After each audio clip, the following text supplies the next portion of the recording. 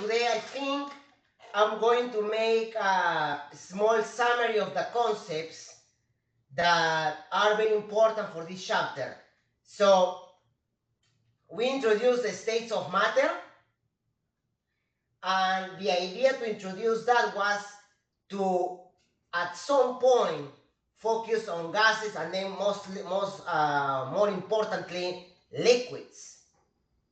When we talk about pressure, density, and buoyancy. So we have already introduced pressure by the concept of force divided by area, but I'm going to make a summary on the whiteboard of the characteristics of the state of matter and the phases, right, as you go from solid to liquid to gas, for example, in the case of water. And then I will write down the equation of pressure again, and then mass density and weight density. Look, I'm going to be honest. Weight density is not a concept that I really like to use. So we most likely won't really use it much. It will be introduced so you can see it. But we won't be discussing much about it. What we'll be discussing the most is with respect to density, mass density. Okay? So let's do that. Let's see. Which marker is a good one?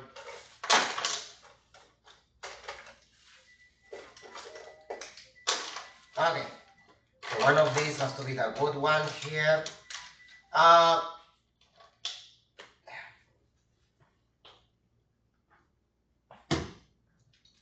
First of all, let's remember that we have solids, right, where the atoms are in fixed positions, right?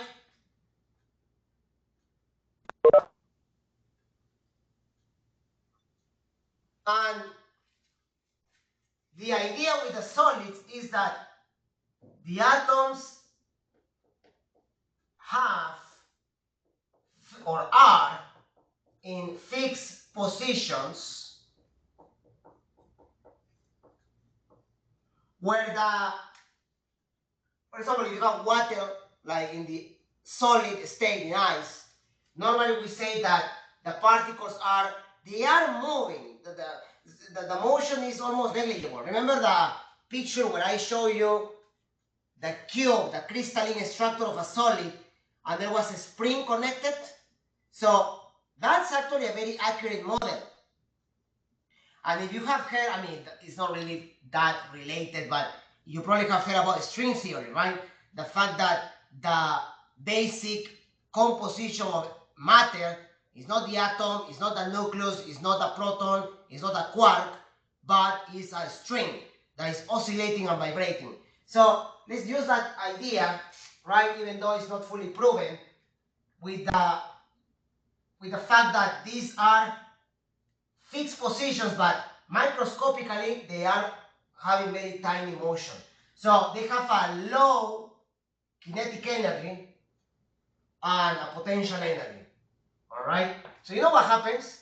In liquid, you have the particles that are more dispersed. So the separation, right? They have a larger separation. They are moving.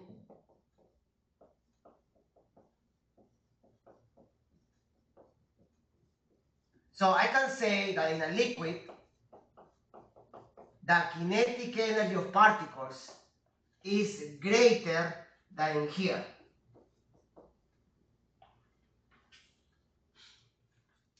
They have more random motions, right? Here. Their potential energy, all right, is however lower. All right? So the potential energy of particles here, which is a measurement of the intermolecular forces keeping the atoms together, Van der Waals, London forces, right? They are lower. And then when we go into a gas, a gas, well, you know, right? This. The particles are all over the place like that. So in a gas state, the kinetic energy is way greater now than that and the solid. Their potential energy, however, is lower. So that's a solid, liquid, and gas. And then we have plasma, superheated gases, great conductors, right? When you have a plasmatic state, like the surface of the sun, you have a superheated gas. Okay? So we have the free state of matter that we study here on Earth, and then we can go beyond and study plasma state. All right? Now, a nice graph that we might study in this course is the following.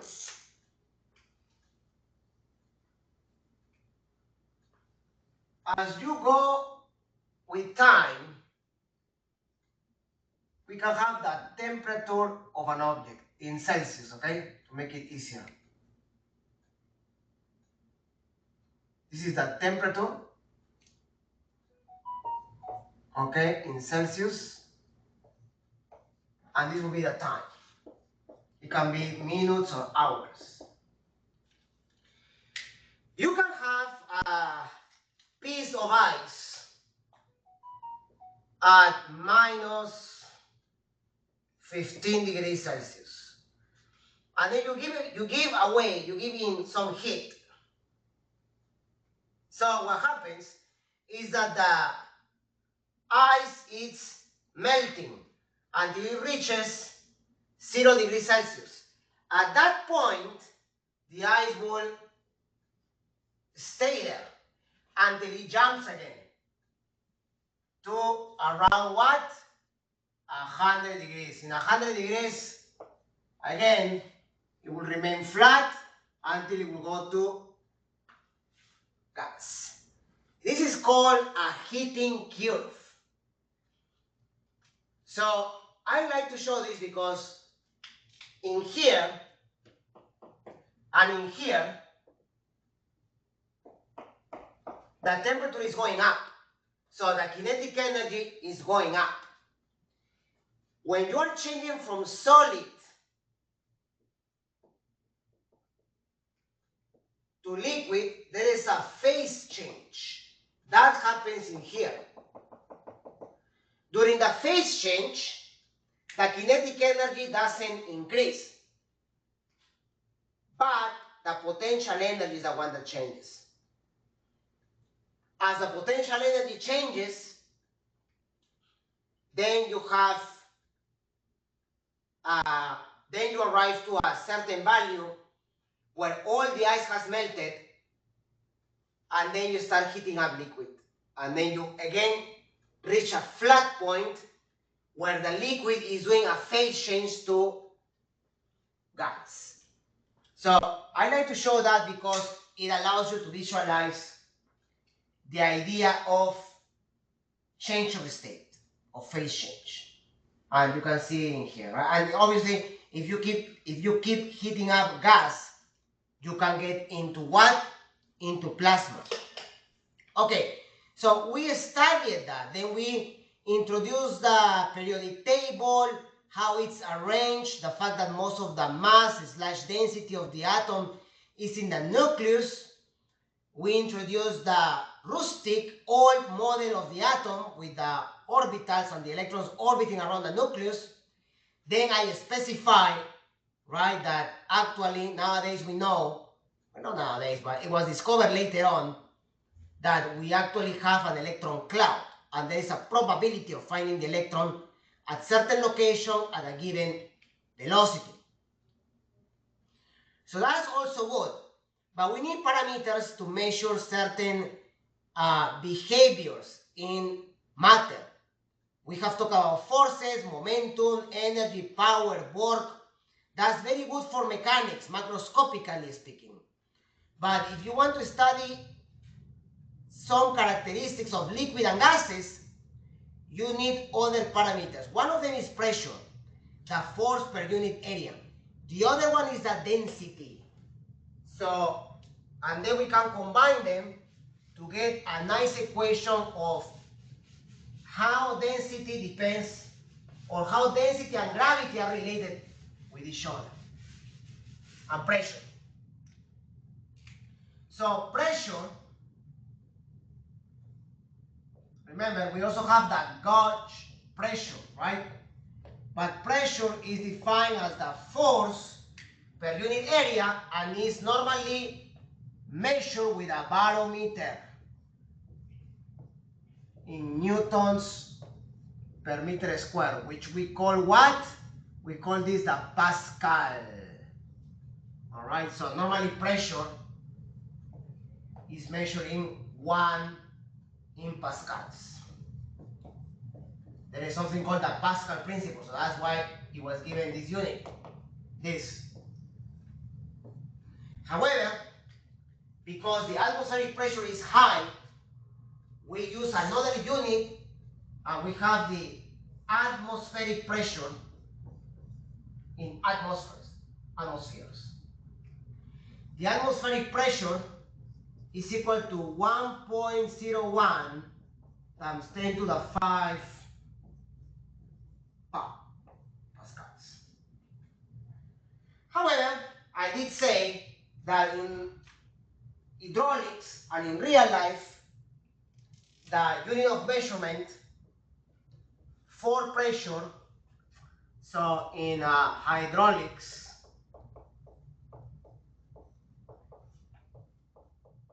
in engineering,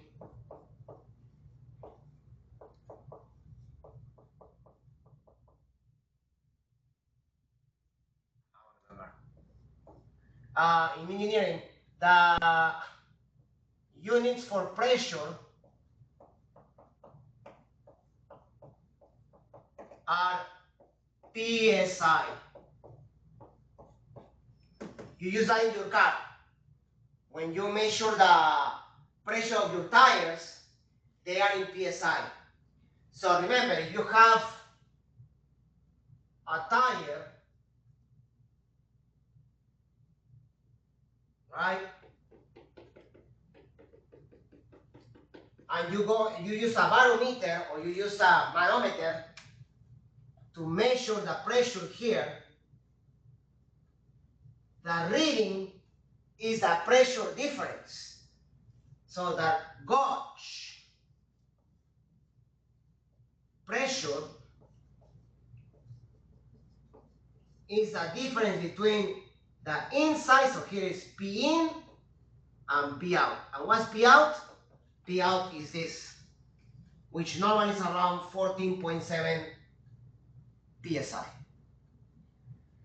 So if you measure 30 in the gauge, the pressure inside is actually around 44, 45 PSIs. Okay? So bear in mind that, okay? Remember that when we discuss about these things. Okay? So that's the idea with pressure, and we were able to compute some values, and I told you, for example, if you want to measure the pressure of you standing on the floor, let's see, the area where you are standing is around 10 centimeters squares. Let's do a calculation actually. Here. Let's say that your mass, right? Let's say that your mass is approximately 75 kilograms. The average mass here in the US may be that. So we know that gravity is 9.8 meters per second square. and let's say you are standing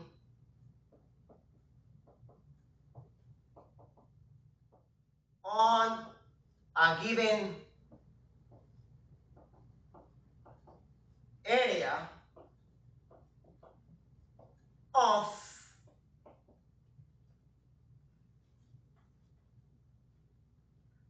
I would say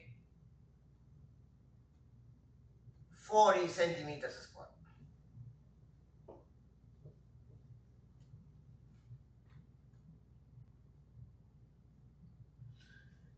The force will be the weight of the person. The area is given by that. The only thing you have to be careful is with the area in centimeters square. So let's suppose you have something like that in exam. All right, find the pressure by the mass of a person in a given area, but the area might be given in centimeters square. So what you will do, by using this equation, you will say pressure is equal to mg divided by the area. Now what's m? 75. Gravity, 9.8. What's the area? 40 centimeters square. So remember, we sort of did this in the first chapter.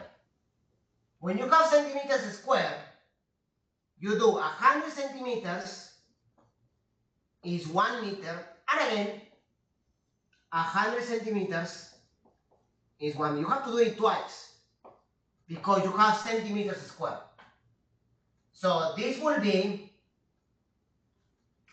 0.004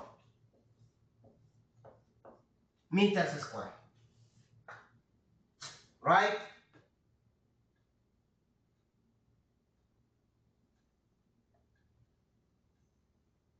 Or, you know something, so you don't make a mistake, I will just put 40 times 10 to the negative 4. That's much better. And then in the calculator, how do you write? You can do this in the calculator, but I will, or I would, do this. 75, 9.8 times 10 to the power of 4 divided by 40. And we know we get that in pascals. And if we need it, we can convert that to atmospheres. You don't need it, but let's see.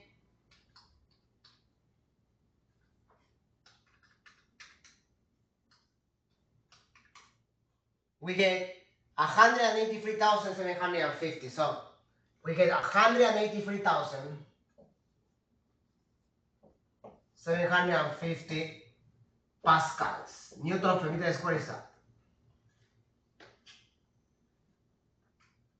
If you want to convert that in atmospheres, we divide by 100,000 and we get, okay, 1.83, not bad. Approximately 1.84 atmospheres. Approximately that. In any case, that's how you use the equation for pressure. Now let's go into density.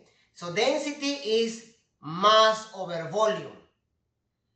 Now, that's important, but we can also introduce the idea of weight over volume, which is the weight density. Now, why do we need that? Because, look at this. So, to talk about Boyle's law, for example, in chemistry, there is this whole idea that pressure times volume is constant, right? Pressure is what we've done, volume, the volume of a piston, for example, right? As you reduce the volume, the pressure increments, so the particles are moving faster. inside a container with a mobile piston, right? That follows Boyle's law. But just to talk about density here, the mass density is this, okay?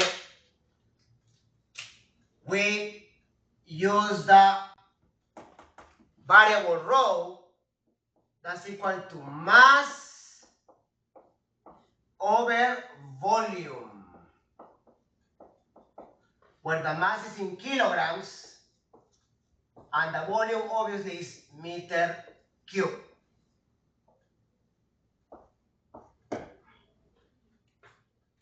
You can also have pounds per inches cube and things like that. But again, in SI units, those will be the units for density, right? Let's see what they give you. And then in the slides, they do show you a table of densities. You don't really have to worry about that. You need to memorize that. But why is the density important? Because you can get the mass. The mass of an object is equal to the density times the volume. Furthermore, if I want to get the weight of an object, right? If I want to get the weight is equal to density times volume times the value of gravity. It's mass times gravity, right? So here is where they introduce the weight density. All right? Weight density will be the weight over the volume. So weight density,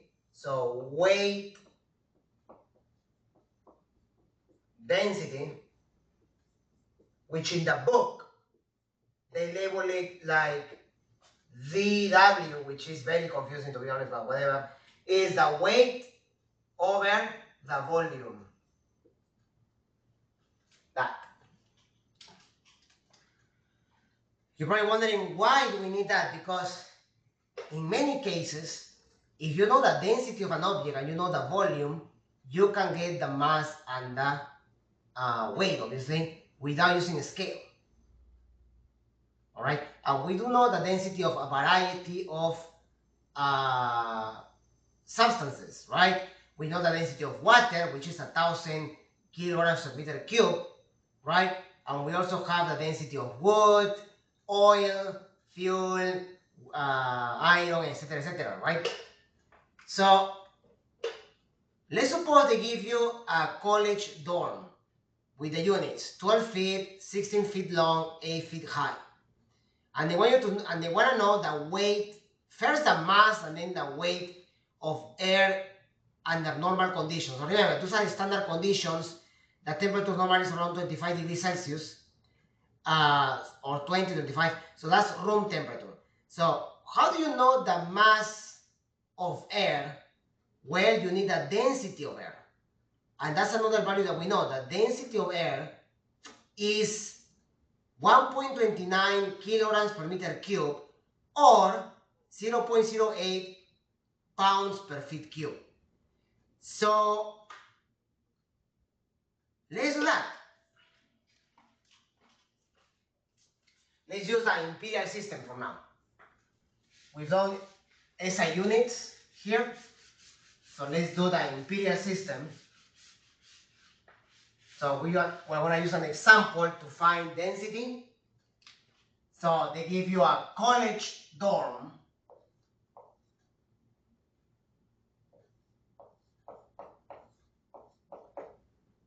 where the dimensions are 12 feet wide, 16 feet long, so 12 by 16 by 8. Those are the dimensions of the college dorm. They want you to know the weight of air inside that room.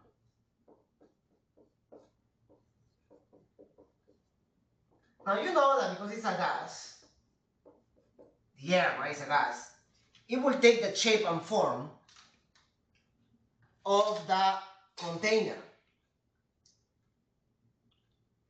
If the room is locked, you can certainly say that the air inside the room is occupying the whole space.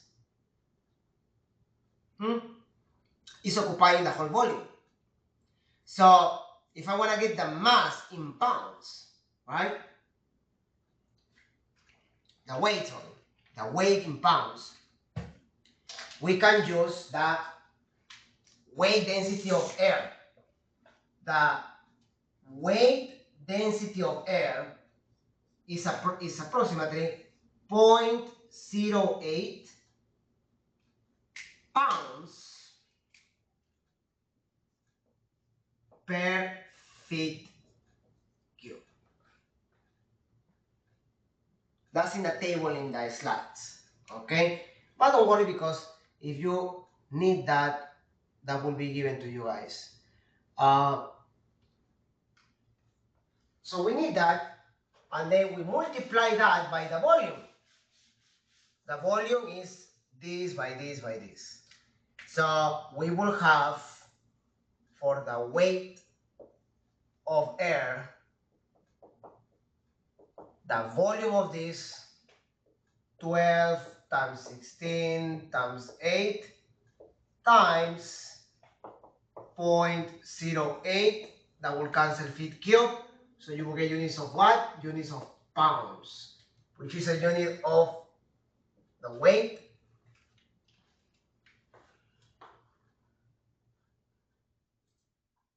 If I do that, 12 times 16 times 8 times 0.08, 123 approximately, 123 pounds.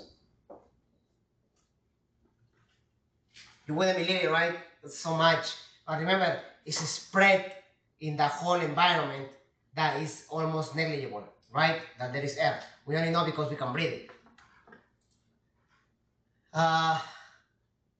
Okay. So that's okay. So how can we relate density and pressure?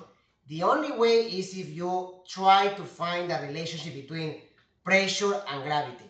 A fluid. Now we want to talk about fluids. What's a fluid? A fluid is any substance that floats very nicely and very smoothly. Right? It has flow. That's why it's called fluid, fluido. All gases and liquids are fluids. Obviously not a solid, right? So all liquids, right, and gases like air, helium, right, they flow. So fluids are very important, guys, because without them, like air and water, there wouldn't be any life. So we are going to discuss now some properties of fluids in general.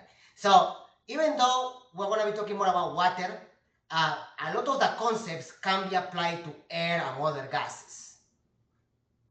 Let's start with the idea of fluid pressure and density. First of all, the law of fluid pressure. The fluid pressure, as we did the example with the window in the airplane, pressure acts in all directions. And the force of gravity causes pressure in a fluid to vary with depth. The force of gravity, so gravity, is a factor for the pressure, and it makes the pressure vary with depth.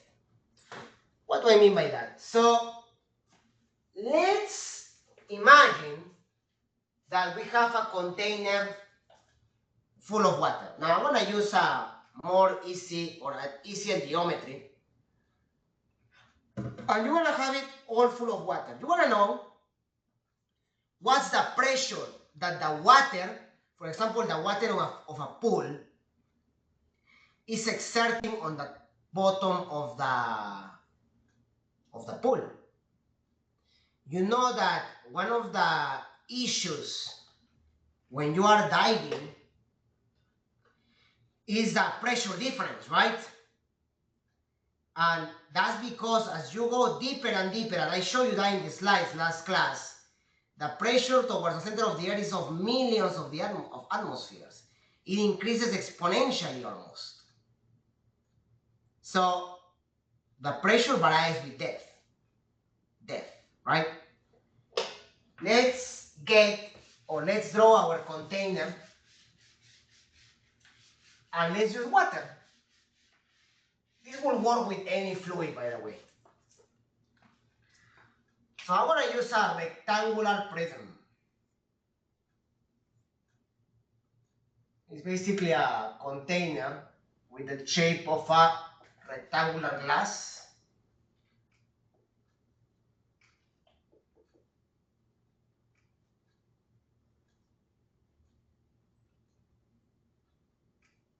Okay.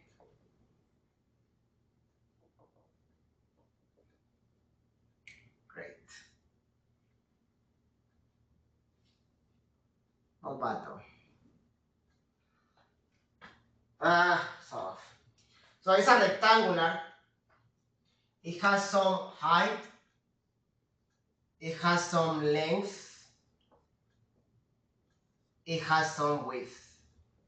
It's in 3D, okay? Length, width, height. I want to assume it's all full of water. So the water is inside here.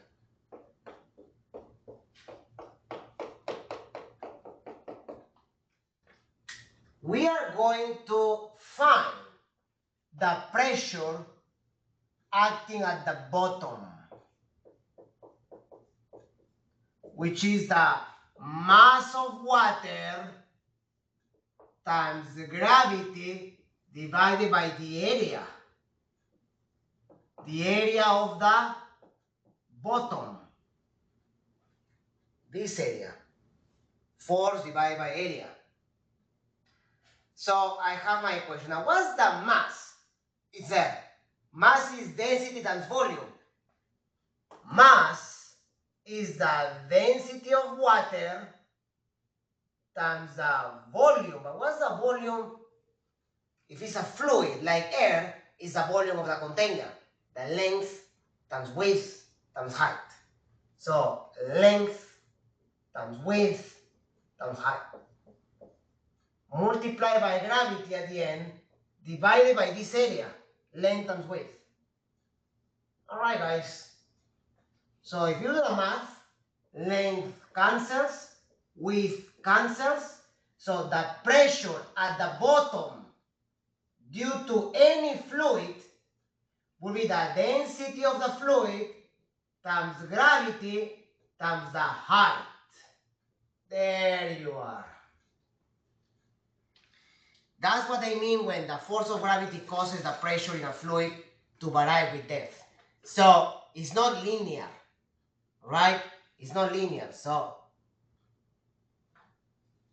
for example, I think, let's see if I can use the slides now. Yeah, why not? So that's that, right? It's all recorded, so that's good. I think I can use some of the slides now to show you a few visualization illustrations of this.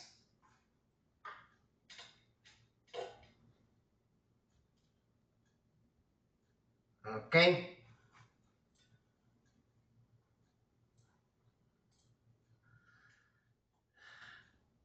Look at the boat when it's full of water, right? If you have holes all around the boat, the fact that pressure varies with depth, guys, makes for the difference on how the water escapes, right? Water will run out of the holes, right? Faster at the bottom than the top. Now, there is actually another reason. Pressure is a reason, yes.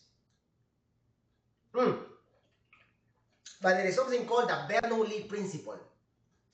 The Bernoulli principle is basically the conservation of energy for fluids. And that's applied in pipes most of the times. But that can be also sort of used in that. Now, in the Bernoulli principle, there is a pressure factor there. So that's a one there. As you can see at the bottom, the range of the water escaping is higher. It's more pressure at the bottom, right? Because of the equation that we just did. The more the depth, the more pressure, the more speed. right? Or force. Now, there's a law for fluid pressure. The gauge pressure at any depth in a fluid at rest equals the weight of the fluid. Okay, so yeah, it's the weight of the fluid divided by the cross-sectional area. So that's what we just proved. Okay? So we just proved that. That's a law of fluid pressure. And then we get the equation for the gauge. Why is it called the gauge? The gauge pressure on water. Why is it called the gauge pressure in a liquid? Because remember, guys, on the surface of the ocean, where we are right now, we're already experimenting some pressure. That's the atmospheric pressure. As you go deeper and deeper, whatever pressure you have due to the deepness, that you, or whatever pressure you add by going down the surface of the floor, you have to add the atmospheric pressure. So we had a gauge pressure for the tire, where you were measuring the pressure difference inside and outside. This is something similar, okay? The absolute pressure at the depth H is greater than the pressure at the surface by an equal amount, so basically that, right? So the total pressure will be the atmospheric pressure, that's the pressure at the surface, plus the gauge pressure that we just found. Density times gravity times height, okay? That's the absolute pressure. It's also important to notice that the pressure at given point in a fluid doesn't depend on the geometry of the container. All right. The pressure at the bottom is the same in all of those cases. Okay, if you have the same amount of liquid. All right. The pressure at the bottom of the container is determined by the height of the surface of the fluid, how high it is. Okay. Now, they want you here to compute the gauge pressure at the bottom of a typical pool that is 10 feet, 3.5 meters depth, 3.05 meters depth. So we will just use density times gravity times height. And it's there, right? So you can use in SI units, or you can use here. You can use a weight density. The weight density of water is 62.4. All right, that's from the table there. And if you have the pressure, right, you can add the atmospheric pressure, which is 14.7 psi, to get the absolute pressure. In the case of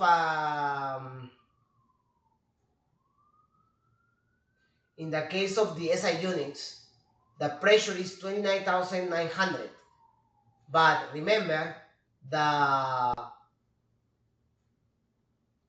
atmospheric pressure is almost basically 100,000 pascals. It's way more than that. Okay? And it makes sense. Well, actually, that's it. If you are 3 meters below, yeah, you don't really feel much of a pain. Like, the way you can tell when the pressure is actually changing is when you are in a pool. And I used to do this all the time, because I will go in a pool, jumping from the platform, and then it's very deep. And if you try to reach the bottom, it hurts your ears. It hurts because of the pressure. Okay? Then there are other graphs here, guys, where they show you how the pressure changes.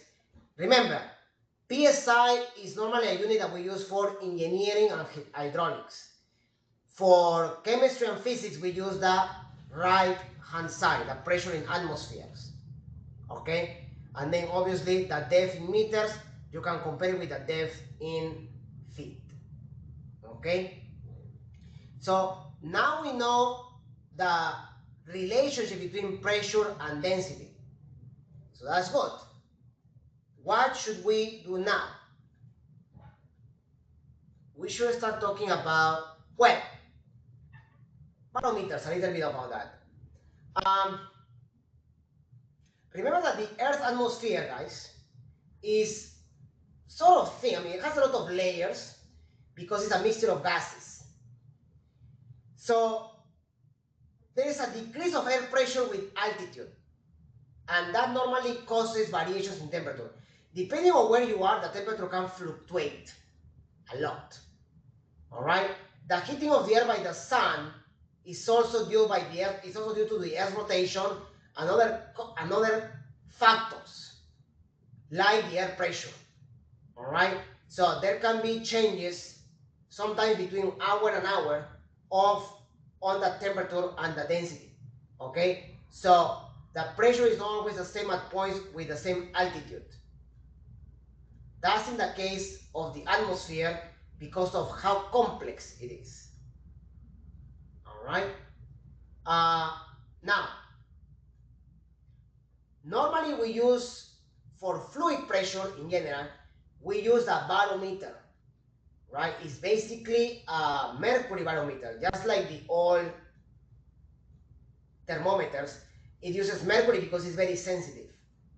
All right. So you have a vertical glass tube where the lower point is immersed in a ball of mercury.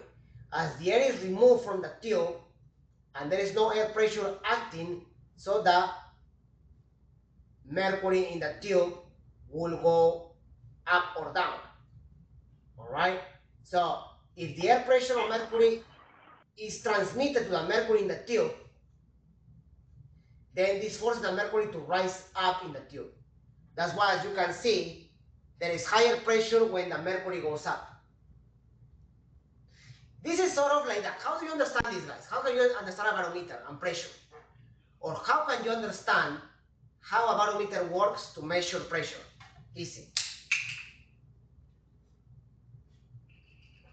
If you drink a soda or water using a straw, you press your lips towards the straw and without much effort, the water goes up. That's because of pressure difference. All right? The difference on pressure will make the drink in the straw go up the straw. All right? Because you are reducing the pressure in your mouth. So that difference with the atmospheric pressure will make the water go up. All right? I know that it feels like you are like, right? But it's not. It's actually a very nice principle. Which is, well, I mean, the reason why straws are bent is just to make the fluid go towards your mouth more easily, so things don't go away, right? But if the straw is like totally vertical, then even if you're doing this, right, you have the chance of spilling. But if the straw is bent, then you know the water actually, because sometimes it's hard to control, when you bend the straw, you are reducing the speed. So then not the whole water will reach your mouth. Some of it will stay, and then you will just drink whatever you want to drink. Okay? So the best way to visualize a barometer and how the pressure is measured by the mercury going up is the logic behind how you drink water or Coke or whatever using a straw. Okay? So let's see a few questions, guys. What would you think about this? Gravity causes the pressure in the ocean to vary with depth. What do you think?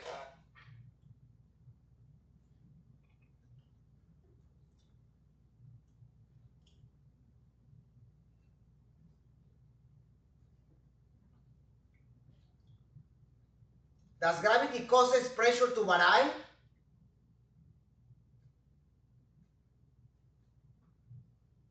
Anybody?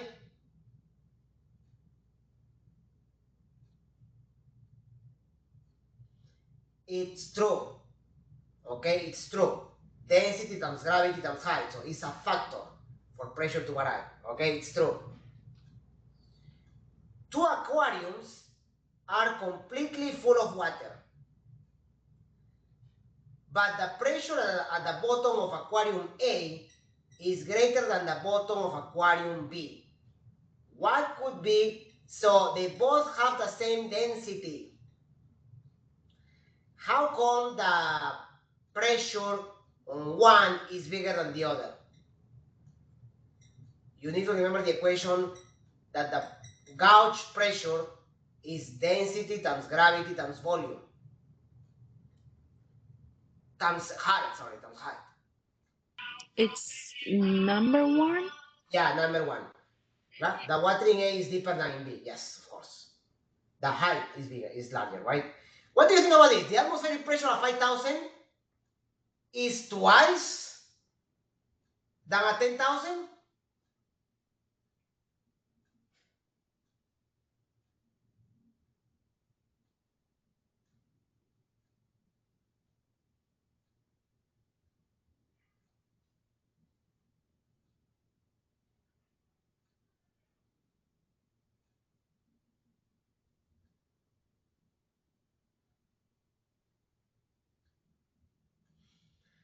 Remember, guys, it's not about the gauge pressure, it's the atmospheric pressure. And remember, we just talked about that with the atmosphere. There are many factors, not just to know how the atmospheric pressure varies from one place to another. You need to know the composition of the atmosphere at that point, at that height, the density of gases, the temperature, and other factors. So you cannot just do density times gravity times height. Just because 10,000 is double 5,000 doesn't mean that just like gauge pressure, you can just say, oh, it's double. No, it's false. A barometer measures what?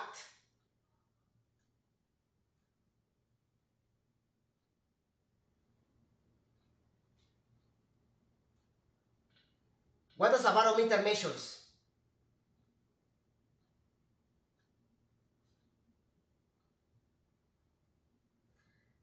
Pressure.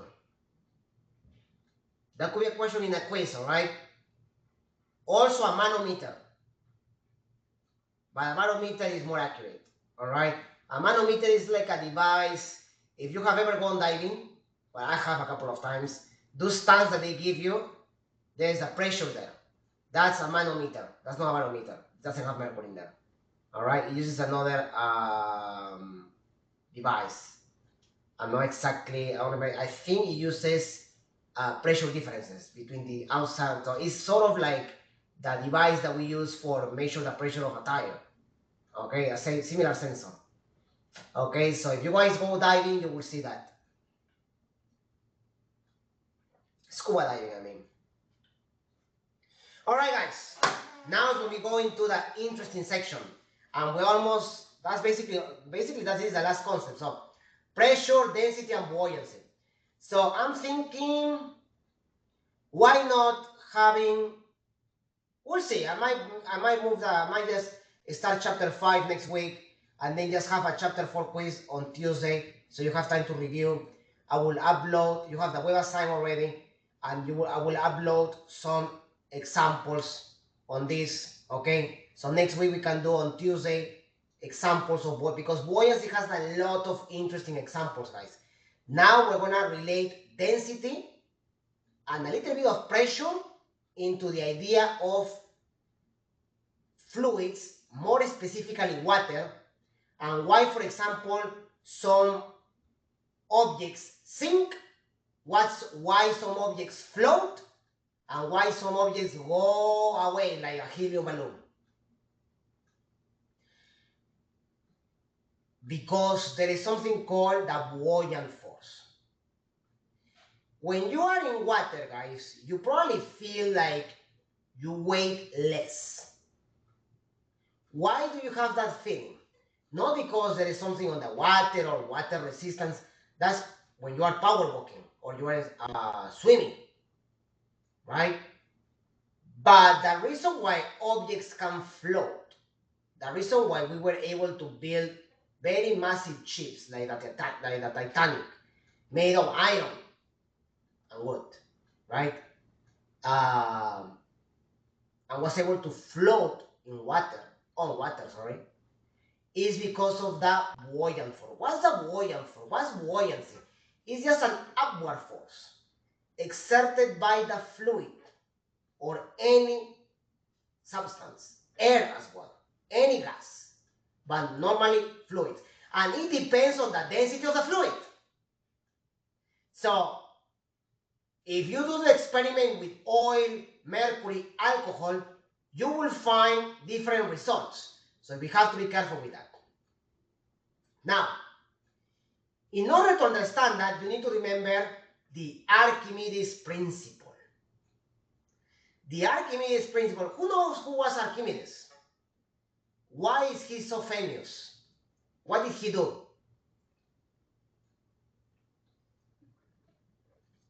Let's give you a little bit of history.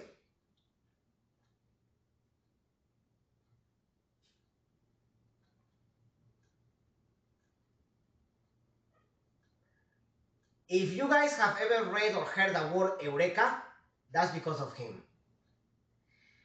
He was given the following task. He was given a crown made of gold. And they required him to know if the crown was actually made of pure gold. How is it possible? I mean, the crown is in a random shape. So he needed to know, he needed to compare masses. To know the mass, you need what?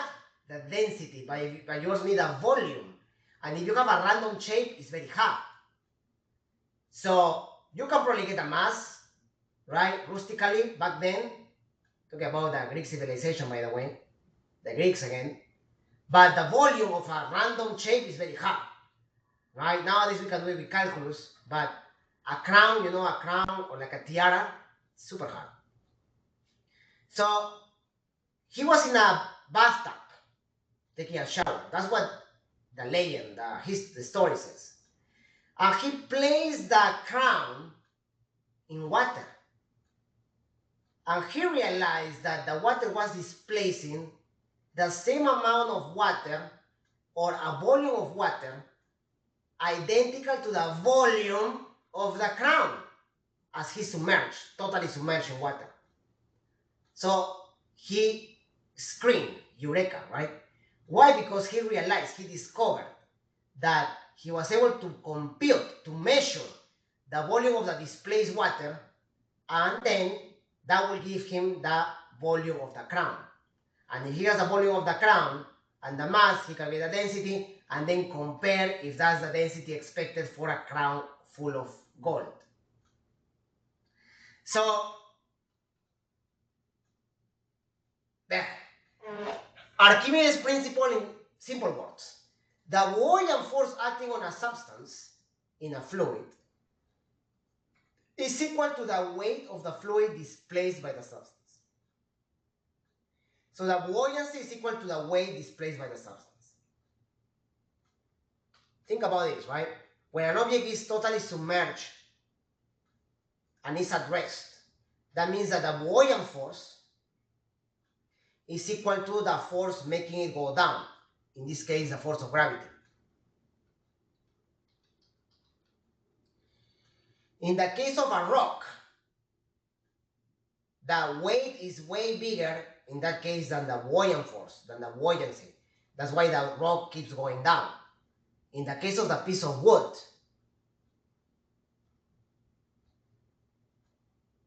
the buoyancy is equal to the weight. And in the case of the balloon, the buoyancy is greater.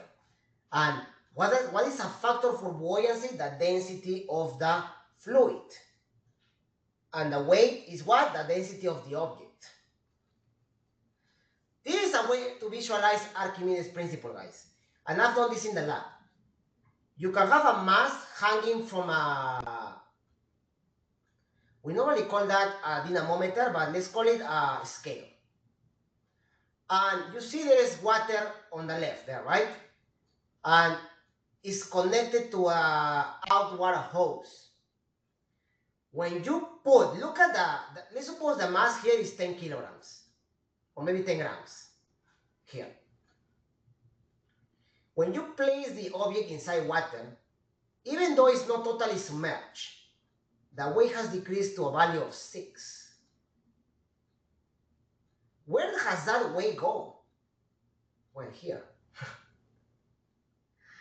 The weight of the water displaced is equal to the weight of that buoyancy. The buoyancy is a force. This is a very interesting problem if the container here was on top of a scale. You know why? Because let's suppose there was a scale here at the bottom.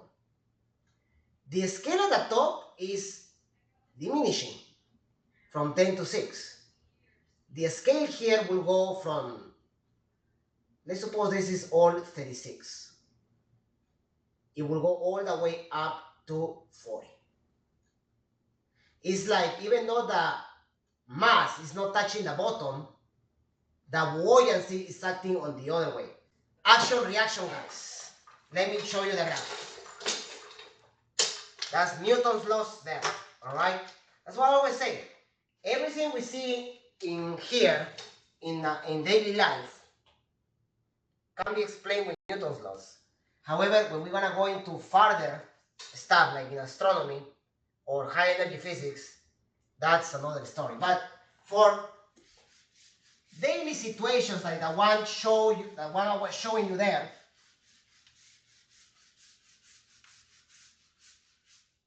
you have the following. So you had a scale,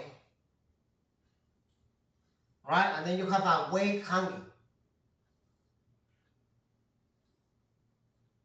So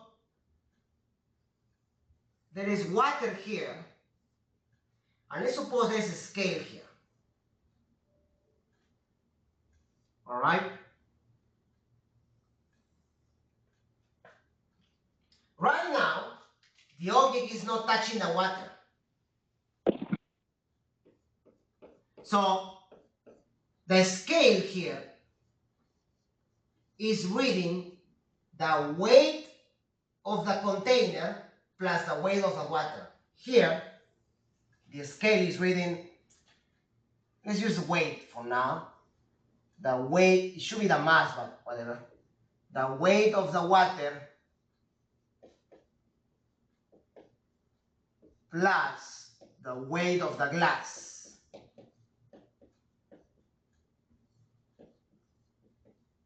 Right, the glass container. But now, I'm going to submerge, so here is the scale, right?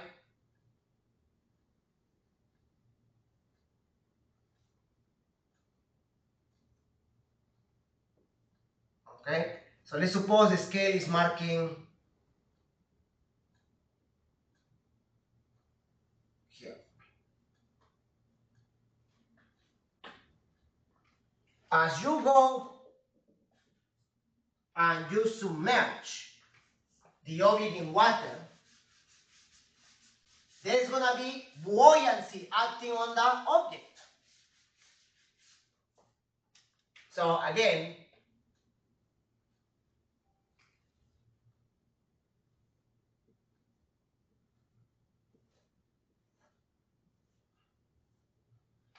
due to the buoyancy, the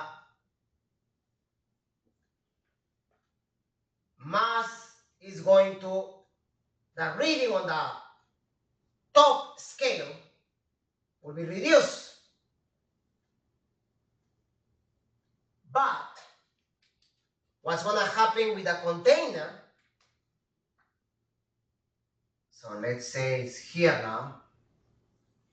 Even though the mass is not touching the water, I want to put it right here. So I want to make the whole thing submerged.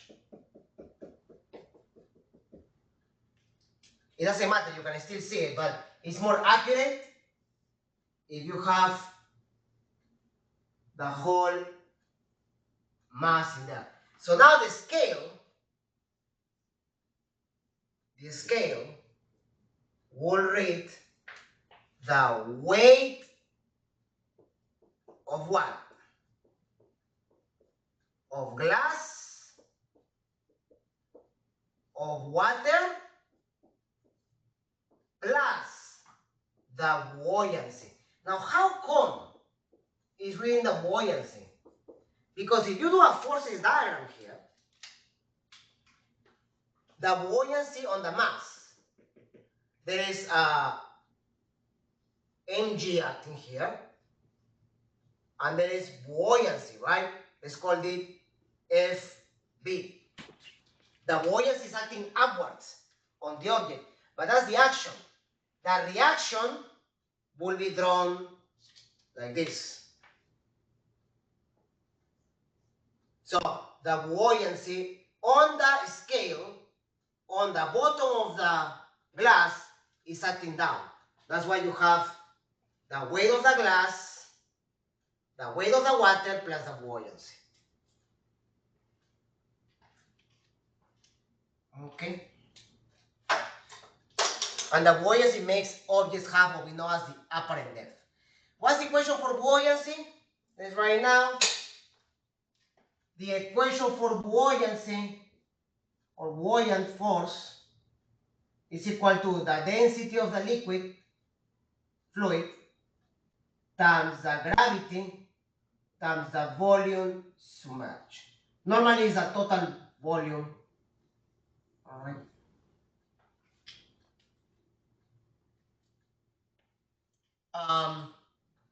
There are plenty of applications for this. For example, when you have cargo ships, right? Blimps floating on water, right? The reason why boats can float, even though they are made of iron, is because of the high buoyancy due to the large amount of volume displaced by water, by the mass of the ship. Okay?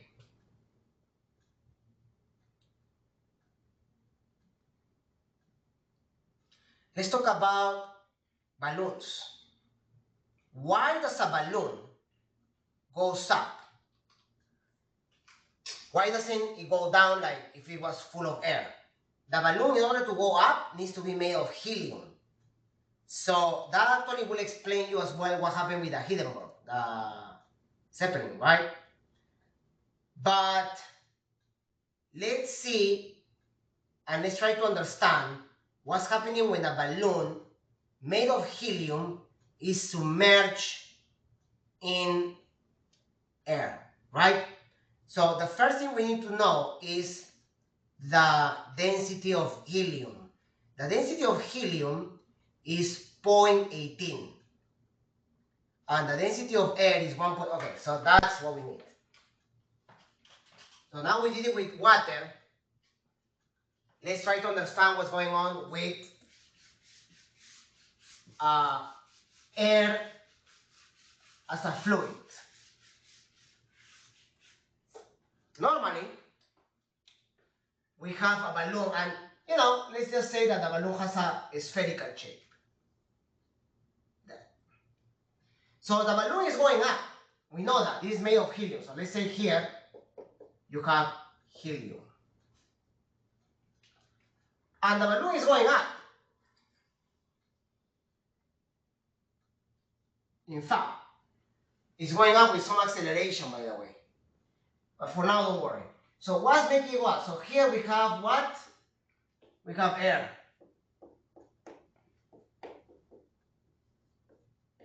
So now, air is your fluid.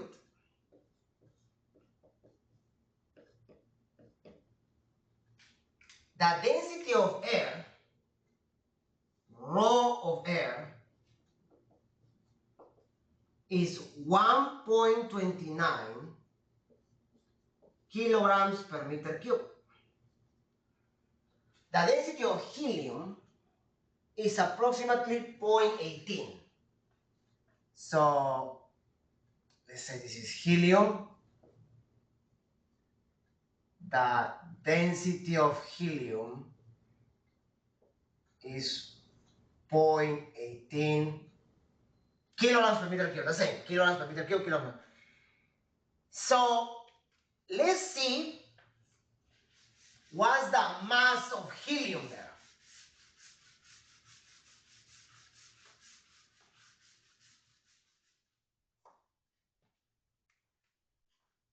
Let's say this has radius r. The mass of helium is the density of helium times the volume of helium. The density is that. The volume of helium is the volume of the sphere. 4/3 pi r cubed. Don't worry about that because that. What's the buoyancy due to air? That's what you want to compare. The buoyancy due to air will be the density of air. Now you can see it, right?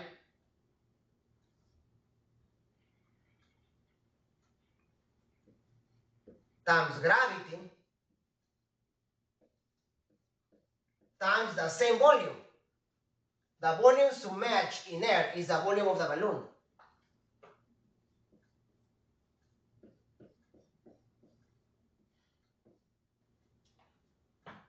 The buoyancy is all this.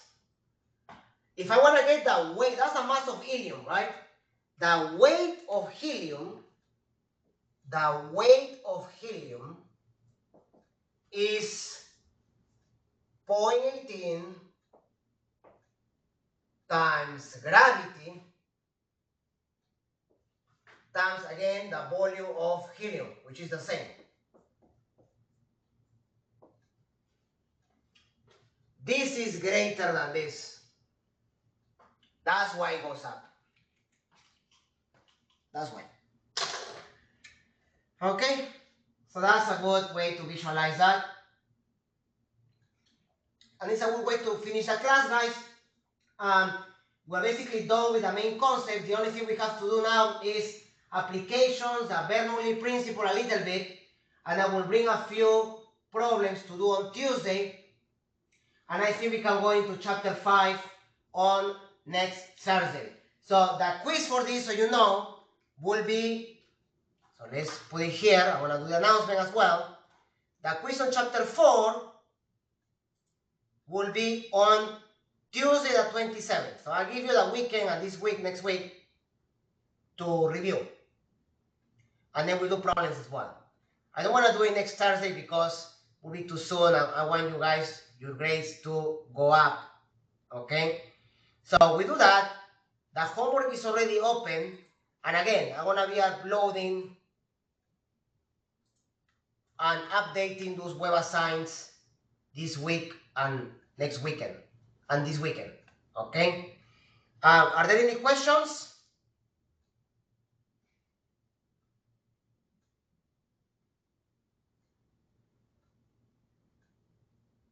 No question. Review, guys. When did you say was the quiz? Tuesday the 27th. The 21st? What was that? The 21st? 27th. Oh, okay. All right, guys. So I'll see you guys next class on Tuesday. Make sure that you are reviewing, okay? I will see if also I can put, there are videos there, but I want to try to send you guys other videos online.